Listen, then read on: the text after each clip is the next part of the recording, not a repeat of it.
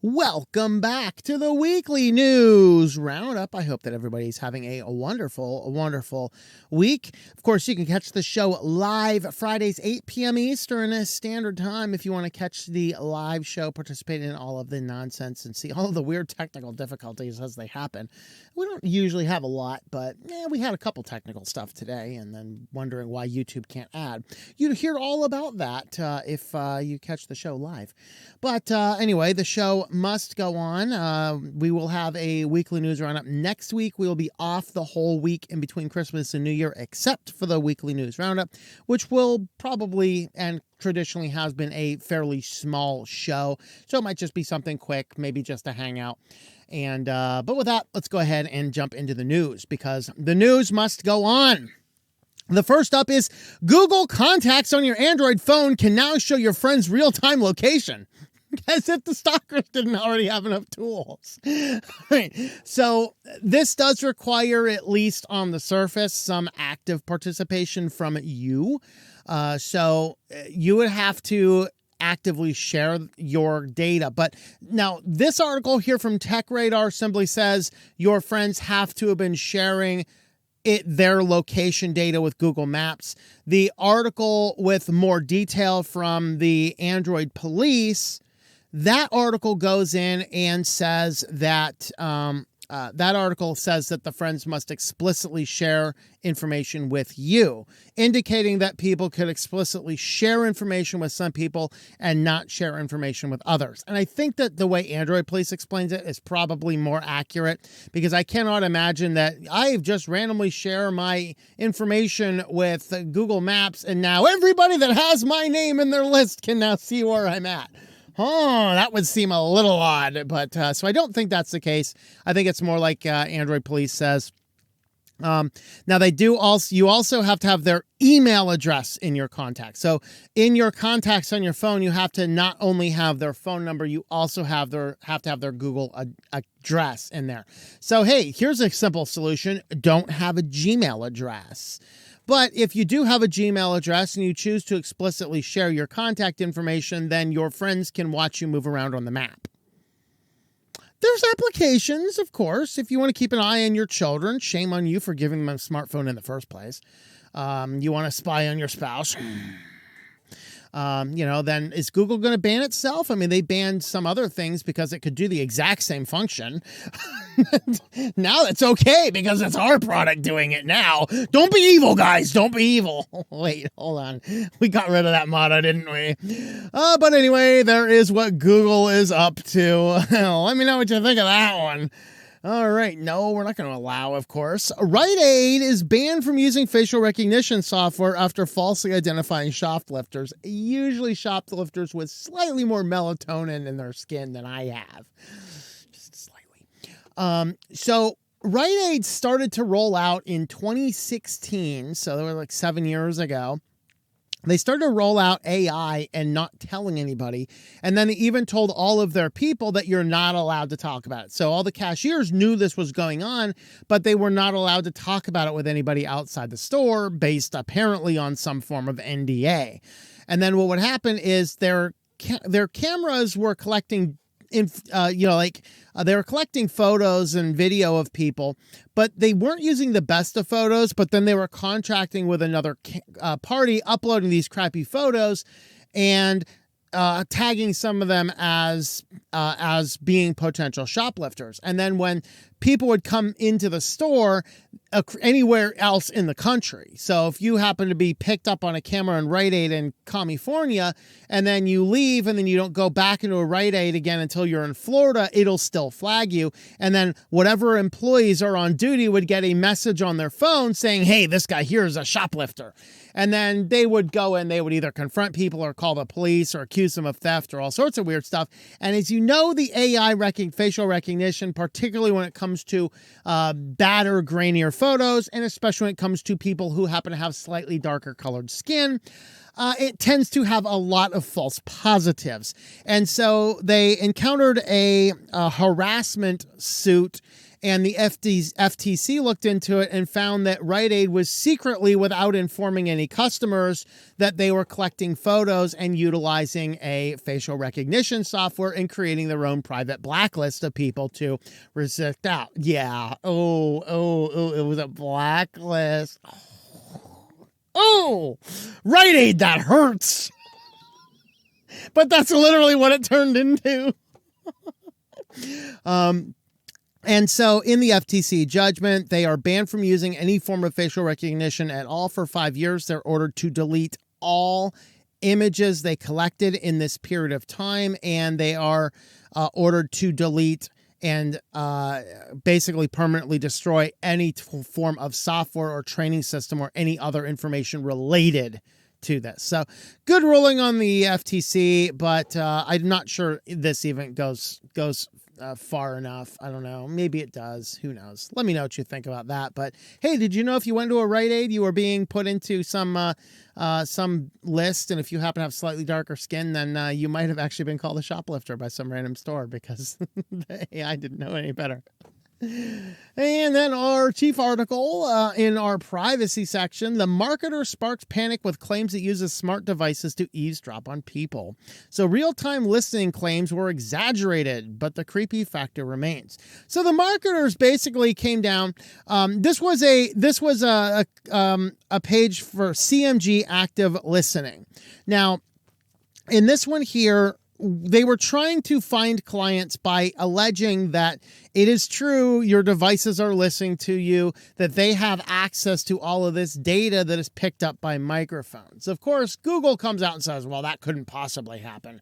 And then people say, well, of course they're not transmitting the information. And it's very likely nobody's transmitting the audio recordings from your microphone, but the audio recordings on these software applications could be actively always listening and filtering keywords and sending keywords back. That does not take a lot of bandwidth. And so it raises the question, did they actually have this or not?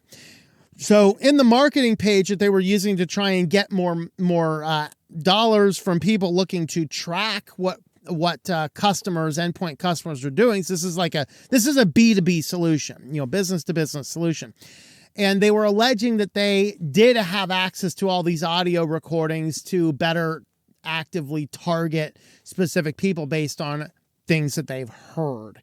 And it turns out that it's not quite as clear, but not impossible, as they say. So there's a lot of mystery going on. Now, I have my own thoughts. I am not completely convinced that all of these apps are listening to you. Sure, you might talk about, buying a sailboat someday in the vicinity of your phone and all of a sudden start seeing phones for, ads for sailboats.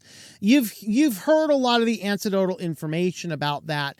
And I honestly think before a person starts talking about this dream of theirs, they've probably done a little bit of digging around online first, in most cases. And I think that that's probably what it's picking up on, that you're not realizing you're doing it, but you are. And then you're starting to see that information. I think that that's probably closer to what's going on than it simply being a situation where, oh yeah, we're just actively listening to everything. I actually took this at once. This was probably going back 4 years ago, maybe 5 years ago on this channel. In fact, it was around, I think it was, 2017, 2018 or something. And back around that time, I decided I was going to do a little experiment with Facebook, and I bought a little Walmart $30 smartphone, and I bought a month data plan, and I put it in there, and then I would periodically bring the phone out in my vicinity and talk about weird off-the-wall crap. And then the phone would go back into a separate room that was otherwise not ever used in the house, that was sound protected and sound isolated. So I wanted to see, would I start seeing advertisements on Facebook for things that the phone was hearing? So I'd pick up the phone and talk to people. I'd bring it into conversations, and I would log all the things we talked about to see what the ads were. the end result of the experiment that I had, I did not see any ads for anything we talked about, but on the bigger red flag of Facebook is the whole thing turned into literally a giant archive of porn. That's exactly what happened. And that's all I did is I took the phone and I literally rolled dice. Okay, an even number, I'll like this post. An odd number, I will not like this post. And just taking dice, rolling the dice, and interacting randomly with dice with no specific intention, Facebook entirely turned into nothing but a porn feed. And so this is why I would never touch Facebook. I actively blocked it. This is like, that's how bad it is. So I'm not convinced that the microphones and your stuff are listening to you. But that's my personal thought. Let me know what you think, though, and to tell us all of your anecdotal stories in the comments down below. If you want to help support the channel, do use affiliates. Today we're highlighting Namecheap. This is one of my new affiliates. And with Namecheap, if you happen to need a domain name, maybe you're working on a new project over on another of our affiliates, DigitalOcean, maybe you want to build a Nextcloud server or a Jitsi server or something like that, you can go ahead and do that. You might need a domain name. Using our affiliate link there, tlm.li/NC. This will get you a domain name, one of the best costs in the industry, and it is one that I have used successfully and really like as a domain registrar. So if you want to help support the channel and you are in the need of domain names, tlm.li/NC for Namecheap. With that, let's head on over to security news. And first up in security news, Outlook notification sounds can lead to zero-click exploits. Now, this is far more theoretical and far less practical, but it's still a fascinating story. So, Outlook has this weird thing where you can set a custom notification. And to my reading of this, it looks like the person requesting the calendar invite can say, use this notification or this sound for your notification. So instead of your typical beep, it might go, whatever. Or enter the gladiators, because we are in Con World. I'm telling you that. So, the idea here is that because of a Wave issue inside of Windows that is still able to be exploited, a faulty WAV file could exploit a memory breach and actually allow privilege escalation into your system. Now, the reason this is more theoretical is because in the smallest size of WAV file they could get for this to work was about 1 gigabyte. So downloading a gigabyte WAV file is, we're talking about the limits roughly an hour-ish, maybe an hour and a half of an audio file. That is some notification, I'm saying. And it's pretty, they say in here that it probably doesn't work with MP3s. It's something specific to the WAV file format. So it's not something we really need to worry about, but it's definitely interesting to see, hey, if they could get that even smaller, that would be kind of terrifying. So there you go. If you happen to have calendar invites, make sure they're not using anything. Now, of course, they did say the best mitigating feature is, hey, remove the thing. Do you really need a custom notification sound? Probably not. So there's that. And Xfinity, so Comcast, they admit a data breach may have affected 36 million customers. This is Citrix Bleed vulnerability, claims another victim. So Citrix Bleed was what led to this, revealing that 36 million customers have had their data stolen. And this is pretty much all the account information. So names, contact information, last 4 of social security numbers, dates of birth, and or secret questions and answers. The customers are now required to reset their password. So if you're using Comcast and Xfinity and you log in and you're forced to change your password, this is why. No word about can you change your social security number, and you should probably also change all your security questions in there. If you use gobbledygook like I do, just please delete the old gobbledygook and add new gobbledygook. There you go. So I never thought it. Dude, I have not used the word gobbledygook on a stream before, I don't think. That's a fun word, isn't it? A gobbledygook. I like it. All right. So that's what's going on. I couldn't see now this is a known issue with Citrix that has been patched. I couldn't find any information on this as to what did Comcast specifically not update it. This is exactly what led to the Equihacks breach, where 100% of American adults had all of their information breached entirely because it was literally an Apache patch, had not been patched in a critical server for several months.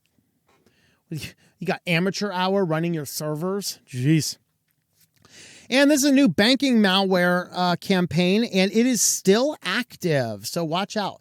The banking details of up to 50,000 people have so far been breached from 40 banks around the world. So IBM security researchers found this, and the way they're working on this is they're actually deploying. First, they infect your system through some form of payload malware. So you open up some attachment or visit some website possibly. Just they first have to breach your system, and then your breached system injects JavaScript code onto banking web pages, which will prompt for OTP codes, passwords, and things like this. And then if you enter this information, that JavaScript code collects it, sends it back, and this allows the system to breach into your account and then subsequently lock you out of your own account and then start transferring your money away. Those suckers, if they get me, they'll get 15 cents or something. I don't know. Jeez. Let me know in the comments below how much they're getting out of you. All right. So it is still an active campaign. We don't know all of the details about how you are getting infected. They were not able to determine exactly who's behind it, but they said it loosely resembles the Dana bot, which is a modular banking Trojan first spotted in 2018. Observed distributed via malicious Google search results. So there you go. You click on the wrong ad in Google page, any website on the internet distributing Google ads, and you will possibly get this. So if you need an argument for running an ad blocker, that would be it. I don't want my bank account to be breached by your Google ad malvertising campaign. But, YouTube has to punish you for disabling the ad blockers. You have to disable the ad blocker on our site. We must infect your computer with malware. So, that's how that goes. Well, if you want to help support the channel, we do have a Patreon page, patreon.com/TOMM. You can jump on over there and you can help support the channel. We do have the information on the for the Thursday night shows. Well, they're Wednesdays for the next couple weeks, but the Thursday night shows, you can join in. We have our science fiction short story series. We did post our short story last week. Actually, it was early this week. So our latest science fiction short story has been posted. You can read it or you can download the audiobook version.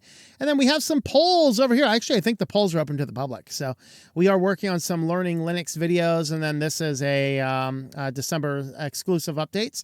So you need to be on one of the supporter networks. All of our supporter networks get all the same content, but you can jump on over here on Patreon, patreon.com/TOMM if you would like to help support the show.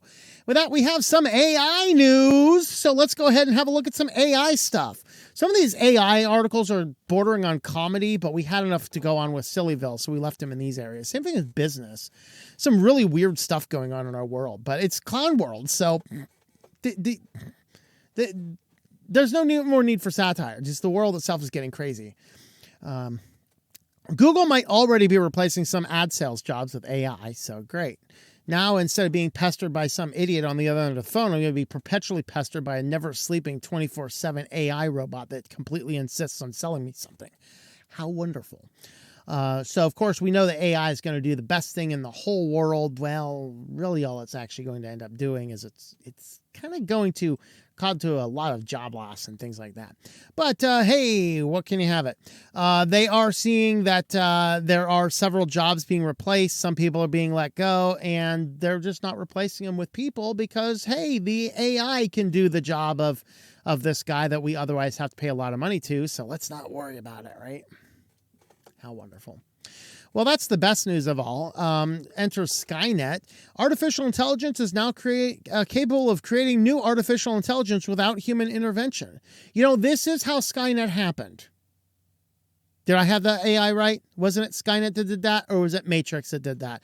I forget. Let me know in the comments, because I forgot which one of these science fiction dystopian nonsense happened to do this, where the AI started creating more AI. I think that was Skynet, though, wasn't it? Artificial intelligence models can now create smaller AI systems. The idea is the AI is working on something. It says, I need more computing power. Let's create a new node and create a separate AI to do this separate small task. It's going to run its little separate AI and then feed me back. No, it's going to be over there modeling how many people need to be exterminated from the planet to save the climate. I don't want that. No, that's crazy. So they're, of course, talking about it. ChatGPT creates smaller, more specific AI applications that can be used in everyday life. Collaboration between AI Zip Inc. and scientists in MIT and the University of California campuses demonstrated those specialized models could help improve hearing aids, monitor oil pipelines, and track endangered species. Okay.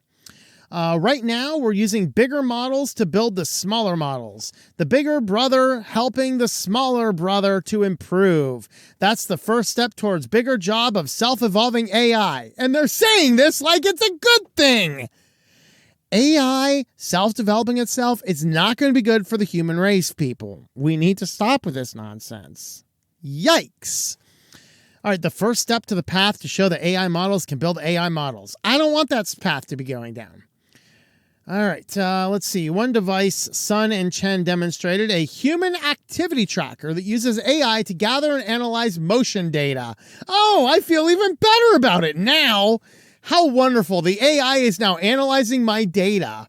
Is it going to determine that I'm moving too much or too little? Is it going to report back to my health insurance company that I'm not moving enough and therefore my coverage should either be dropped altogether or rates raised so high I can't afford them and forces me to drop itself? I don't know, but let me know in the comments down below if you really think that building AI is a good thing or a bad thing for the cause of humanity. And this is getting on the border of insane. AI is transforming the grocery shopping experience. So Instacart, Amazon, using carts with AI technology on board. So this is a new cart from Instacart. And this is not just for the Instacart employees, best I can tell. So Instacart has teamed up with this company, and they are going to bring these AI-powered shopping carts to the grocery store.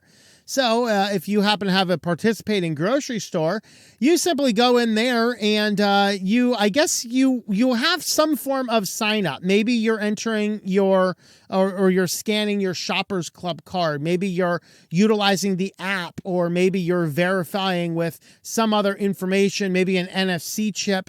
Something is going to identify you to the shopping cart. And as you're going around, the good thing is that the shopping cart has the capability of tracking everything in there. Of course, they're all like, hey, this allows people to shop better on a budget. I don't know about you guys, but I know how to add. Okay, and in my infinite capability of adding, I actually have the knowledge to grab an item off the shelf, put it in my cart, and remember what number I'm at. And if I'm not, I can take this little thing here off the wall, these digital tablets. You ever see these guys? And I'd be like, okay, 22 cents, $5, $18. And then I can do this little crazy thing called add. I know it's something that's completely out of the ordinary. If you have not ever read Isaac Asimov's The Feeling of Power, you should do that. But I've actually learned how to add, and I don't use my calculator for simple things, so I still know how to do it. So I can actually go into the store, and with accuracy down to about $2 or $3, I can accurately determine how much my bill is going to be. Now, this does pose problems for occasionally the store has things on their shelf that they don't have labeled. So, So there you have it. But so I'm like, wow, that's so cool. I certainly don't want the thing tracking me down. Now, what's worse is now that it's AI and connected to you, now it collects all of this data that it gathers about you from all of the companies that are constantly collecting and harvesting data and your web browsing data and all this kind of stuff. And the cart will now recommend you go down certain aisles because it knows that there's something down that aisle you might like based on the preferences it knows about you. No, not at all. I am not interested in this at all. Go shopping after a heart. Never mind. I was going to go somewhere, but nah. Keep this one family friendly. All right. The carts are powered with Caper AI, which Instacart acquired in 2021 for $350 million. Macintosh said the carts use AI technology to power their advanced recognition scanning and weighing items. The goal is increased personalization. I don't need my shopping cart to have increased personalization. I'm equally capable of taking this little device and writing a shopping list of the things that I need, and I don't need anything that's not on this shopping list. This is like taking impulse purchases to the nth degree. So personalization, your shopping cart is going to have personalization thanks to AI. One day, the company envisions the cart recognizing shopping habits and recommending products or recipes based on one's preference or dietary restrictions. Great. My shopping cart knows my dietary restrictions. Wonderful. Of course, you can do this through the app or tapping into your cart and things like that. So Amazon's developing Dash Cart, allows customers to log in and skip the checkout process. There you go. So there you have it. Let's see. Albertsons was at one point in time, but they are no longer working with a company, so they've taken that part out of the article. But just keep an eye out for the smart carts coming to the grocery store near you. Let me know in the comments. Would you use one of these smart shopping carts that are AI powered that ties your shopping habits into your personal profile as spread across all of the data miners, or does that just sound terrifying and you're not going to comment? Please let me know in the comments down below. If you want to help support the channel, you can pick up some Switch to Linux merch at shop.switchtolinux.com. We can go ahead and find t-shirts and hoodies and baby onesies and mouse pads and hats and all sorts of fun stuff over there. Shop.switchtolinux.com. And with that, let's head on over to busyness news. First up in business news, the Google Play Store prepares remote app uninstall feature. So for a while now, a few versions, I guess, I don't know, the first time I heard about this, because I haven't used Google Play in a long time. But Google Play has had for a long time a remote install option where in your account, all of the devices connect. If you download an app, you have the option to click a button and push to install that app on all of your other devices. And this worked because app installations are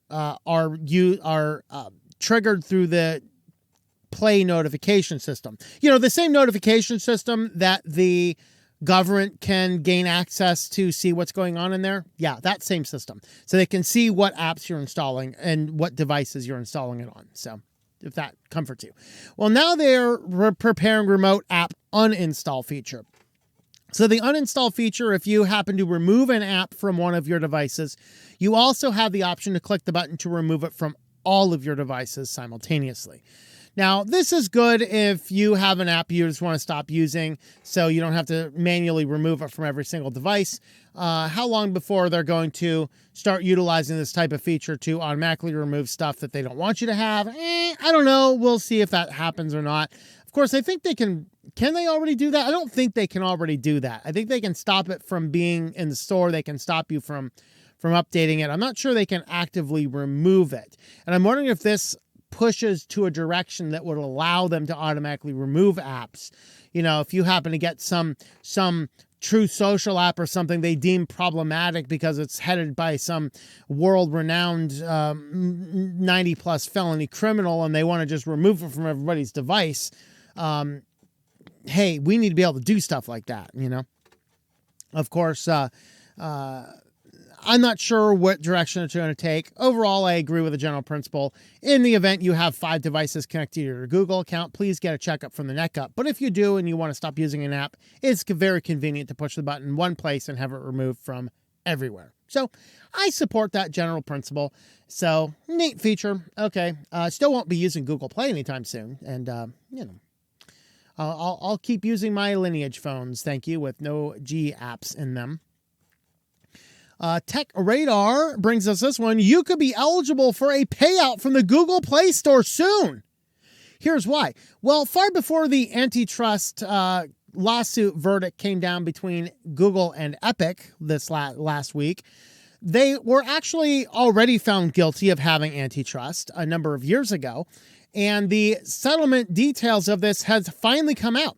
Google has agreed to pay $630 million into a settlement fund, and that will be distributed between 102 million people. Wait, hold on. I mean, I know it's modern world, so I have to get a calculator to do this type of math here. 630 divided by 102. Oh, would you like to get your $6 now from Google's antitrust? Of course, the lawyers need to get their cut too, so it might be 50 cents. So Google has been found guilty of antitrust. This is 2021. I think I said an earlier date incorrectly. 2021, 36 U.S. states as well as Washington, D.C. sued the tech giant over anti-competitive practices occurring in the Google Play Store. This exactly is having to do with the Epic Game type stuff. I don't know why they did that one as a separate case without referring to this one. It had to do with the fact that developers were forced to use Google's payment system. And for the, I disagree with part of it because Google does make it fairly easy to sideload an app on Android. It's not an overwhelming barrier. So, but if the app was trying to collect any payment stuff, it had to use Google Play services, and that was really what the part. So the company will be paying $70 million to a separate fund to fund that the states involved in will use at their discretion. So the states will get $70 million between all 36. So each state will get like $2 million. I guess they'll be able to buy a fancy dinner for the politicians 1 or 2 nights or something. Because that's not going back down to the people, of course. But everyone else will have, the 102 million eligible customers will have $630 million to disperse between them. So at max, you'll get about $6 a piece. It'll be closer to $1 or $2 for Google's anti-competitive behavior. And all you've had to have done is, this was, I remember 2016 from something. All you had to do to qualify is make an in-app purchase through the Google Play billing from August 16th, 2016 to September 30th, 2023. Or buying any subscription through the app. I am actually excluded. I have never bought an app through Google Play services. I can't even think of a scenario where I would put my credit card number into my phone for my phone to buy something. I just can't think of that scenario where I would actually do that. I don't know. But that's because I'm a boomer. I'm an out-of-touch, old Luddite boomer. And I'm okay with that. So this will also force them to change some things. There will be the ability to add different types of payment options inside of apps, and they will change the language for sideloading apps to make sideloading of the apps much easier to do. So there you have it. That's okay. That's decent stuff. All right, I can dig it. This is SillyVille bait, but we had enough fun stuff for SillyVille in it. This makes me want to go. I was going to say this once makes me want to go leave society, but I already live in a van and I've been camping in the middle of the desert for the last 6 weeks. How much further from society can I get? Do I need to go buy a sailboat now and drop anchor in the middle of the Pacific and be like, lucky me, I'll probably find some Somali pirate on his way to the San Francisco Bay. How much more can I get away from society? This is a TV with built-in cameras and NFC readers to sell you the stuff you see on TV. And it's so crazy. The camera is there to monitor your reaction to seeing something. And when you see something you like, you can simply raise your hand or wave, get the thing's attention, and it'll take whatever product it finds on the screen, which could be in a commercial or it could be in a movie or a TV show. You wave your hand, the TV scans the screen looking for a product and puts it into a cart. And then you just have to, like a lazy glutton, take your phone, turn on that NFC nonsense that I'm sorry I've never used and would never use in my life. And you just have to beep, tap the TV. And whatever product is on the screen will come to you.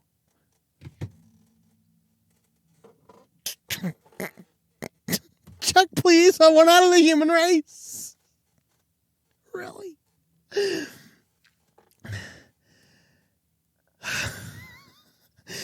Now, they did say you can keep that camera in there and you can buy stuff from the app, or you can touch the screen or do other stuff if you don't want to be doing this like crazy at your TV.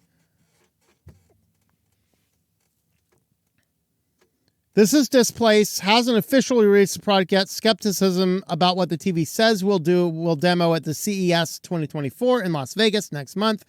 As spotted by sites like Wi-Fi Hi-Fi is warranted. Displace said it would have images on the newly announced TVs to share next year.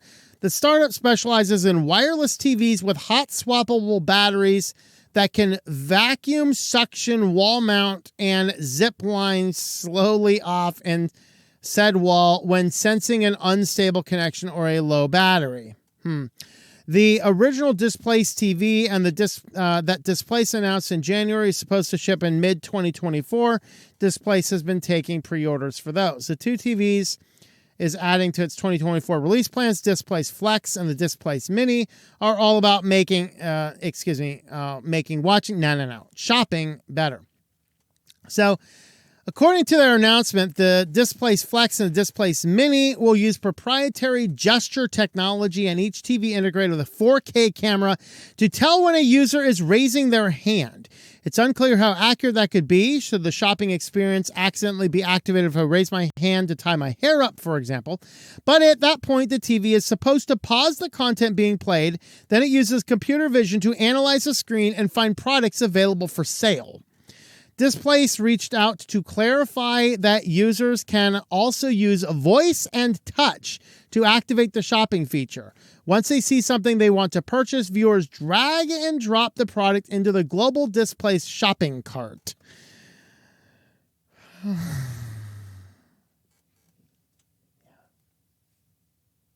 Not too far out of the ordinary, though, because, Google started doing this on YouTube. I haven't used the feature yet. I don't know. I just haven't had a chance to look into it and find detail. But on our upload screen now, there's an option for products. I can tag products that occurs in the video, and I can tie those to a store. So if I were selling stuff like this Switch to Linux hat, instead of buying it at shop.switchtolinux.com, if I were selling it on my own website at Switch to Linux, I could simply tie my store to my YouTube channel, and I could identify the product, mark it, and somebody could now just click the button and automatically be taken to my shopping cart, or maybe process it through YouTube, and YouTube takes a big cut, I guess. I don't know. Like I said, I haven't investigated all thoroughly. But all these are things available to me in my YouTube channel.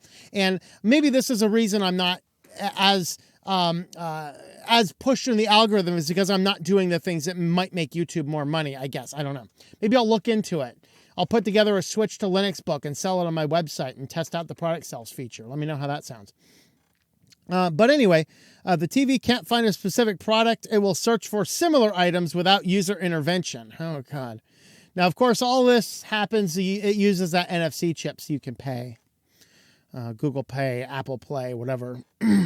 So here's an example. For example, if you see an ad for Chick-fil-A with just a wave of your hand, you can order from DoorDash. Peak lazy. I'm watching something. Chick-fil-A. I'm hungry. TV. Order me Chick-fil-A. You don't even have to get up now. And DoorDash is going to come deliver you Chick-fil-A. I'm sorry. I don't need a chicken sandwich that bad. We aren't even to SillyVille yet, people. We're not even to SillyVille. Oh, God. Here's look at this. Say McDonald's to end commercial. Oh, God. Now they're going to have us chanting the brand names to end the commercial. Like a monkey hitting a feed pellet. McDonald's! Okay, we'll end the show. Was this a Burger King ad? I don't know. Oh, God. Well, guys, if you want to help support the channel, we do use affiliates. If you are in need of any form of cloud services, Nextclouds, Jitsies, Jellyfins, all sorts of other fun stuff you can do with cloud services, consider looking at DigitalOcean with my affiliate link, tlm.li/DOH. You can get $200 in credit, good for 60 days. And you can try out all of the different things. Like I did the video recently on Jitsi server. I have some upcoming for Nextcloud stuff. And you can try those out using this affiliate link there and try it out for a couple months to see if you like it before you pay anything. So with that, tlm.li/DOH. And with that, guys, we're going to head on to your favorite place and mine. SillyVille awaits. All right, first one is not tech related. It was just, this is Crimeception. It was so bad, we had to include it. Crime is so bad, these armed bandits had their getaway car stolen during a robbery in Colorado. And the police say the getaway car itself might have been stolen. So the criminals steal the car to go rob a place. And of course, since they're incompetent buffoons and they don't know how to actually conduct a robbery, they don't leave somebody in the getaway car. Unless it was carjacked. They didn't specify that. But they leave their getaway car outside. The three guys run in to rob the place. They come back out to find that their probably stolen car had been stolen by somebody else. So now the police are sitting here going, we don't know what's going on. In an unexpected and ironic twist, as the trio was robbing the business, a fourth criminal stole their getaway vehicle, which may already have been stolen. We don't know. If we get a solid description of it, we'll release that information here. So, of course, we got, well, that sucks. And then we got instant karma's going to get you. And then, of course, we got the baby driver. See, you're supposed to keep the driver in the car. You're not supposed to just go up and leave your getaway car empty for any fool can come along and steal it. You gotta leave a guy in the getaway car. And they didn't realize that, so, All right, guys. For the rest of the SillyVille episode, it is 3 articles on the Blue Bubble Blues. Because we've been covering this story from its inception. And we have to see it through. We have to see this nonsense through, that our society is so mentally ill, we have to spend energy to get blue bubbles on somebody else's phone when we text them. But it gets worse. It gets even worse. So, of course, last week we talked about Beeper has a new service. Well, Apple has been meddling to break it for some people. Other people have said it still worked. Well, there's a fix. And the fix for Beeper is that the problem is that it was working by validating through their server, but Apple looks down and sees hundreds of thousands of people all validated by the same Mac. And so they blocked that Mac. And so everybody utilizing that Mac was shut down. So now if you happen to know anybody with a Mac or have a Mac yourself, you can validate your Beeper credentials through there. So if you have a friend with a Mac and you're seriously concerned about getting blue bubbles instead of green bubbles on their particular phone, then you can go ahead and register your Beeper with them. Of course, you have to renew your link every about month-ish or so. So you have to keep on pestering your friend to renew your Beep account, re-verify it. And they figured out that roughly 20 single registrations on Beeper didn't raise any flags. And so generally you can get away with it. But then unfortunately, Apple has to step in, and now they're breaking that function as well. And it's getting so bad that now, guys, our taxpayer dollars are now going to investigate this, because the Department of Justice is now investigating Apple for blocking Beeper's iMessage. So now my tax dollars are going to figure out why you can't get blue bubbles on somebody else's phone when you text them. I'd rather my tax dollars go to figure out if Thanos can really snap his fingers with metal gloves, because yes, they'd spend $100,000 of our tax dollars on that too. We also spent hundreds of thousands of dollars getting raccoons high on cocaine and all sorts of other weird crap that comes out at the end of every year after the audits are done about where our tax dollars go. So now the Department of Justice is using our tax dollars to investigate Apple for blocking a device that stops a person on Android from getting a blue bubble on somebody else's phone. Holy hell, guys. We have reached Chief Clown World. Enter the gladiators. Holy crap, guys. Oh. Yeah, I got the wrong song. I couldn't remember Enter the Gladiators off the top of my head. Y'all can look it up.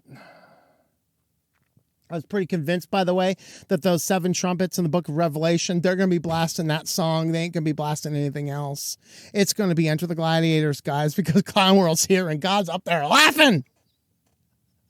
Our tax dollars are being spent to figure out why Apple is blocking a system which is giving blue bubbles to somebody else's phone when we text them. And this isn't our last article in the saga.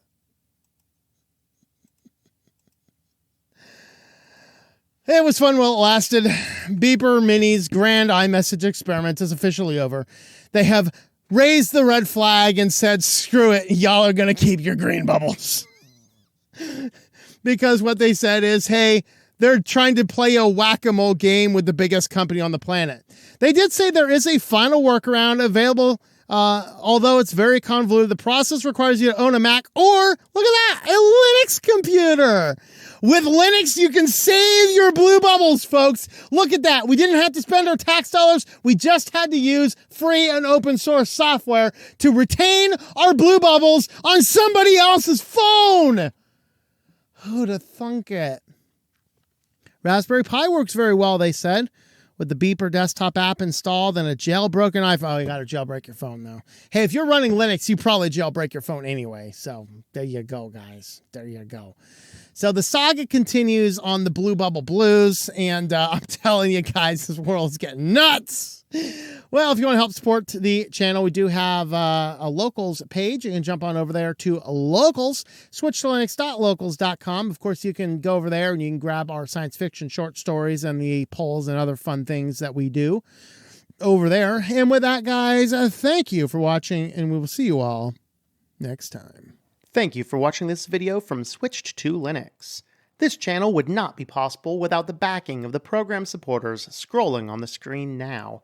You can be a supporter at Patreon at patreon.com/TOMM or at thinklifemedia.com.